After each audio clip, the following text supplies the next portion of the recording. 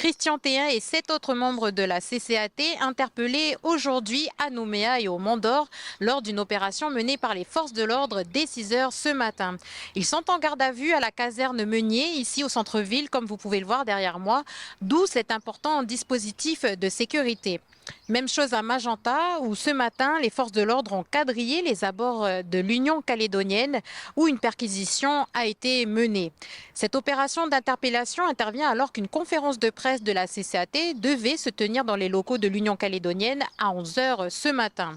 Selon un communiqué du procureur envoyé à midi, ces arrestations interviennent dans le cadre d'une enquête menée par un dispositif d'investigation exceptionnel regroupant la section de recherche de la gendarmerie de Nouméa, la direction générale de la gendarmerie nationale, la direction nationale de la police judiciaire, la sous-direction antiterroriste et le groupe interministériel de recherche de Nouméa.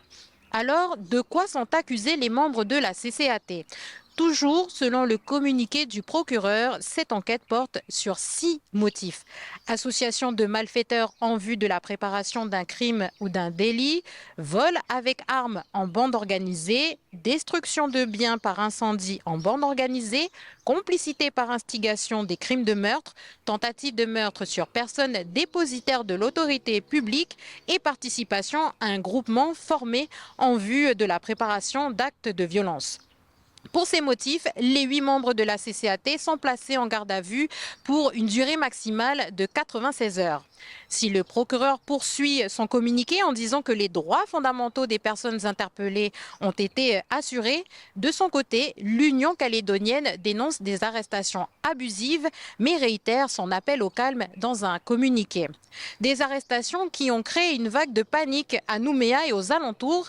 À Païta, par exemple, alors que la reprise des cours se faisait aujourd'hui, le collège de Louise Michel a fermé ses portes plus tôt, comme de nombreuses autres structures, de quoi créer de grands bouchons dans les rues du centre-ville, par exemple.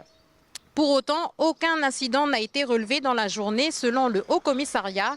Mais cette opération d'interpellation laisse craindre une reprise des tensions au pays. Elle intervient 37 jours après le début des émeutes, le lundi 13 mai.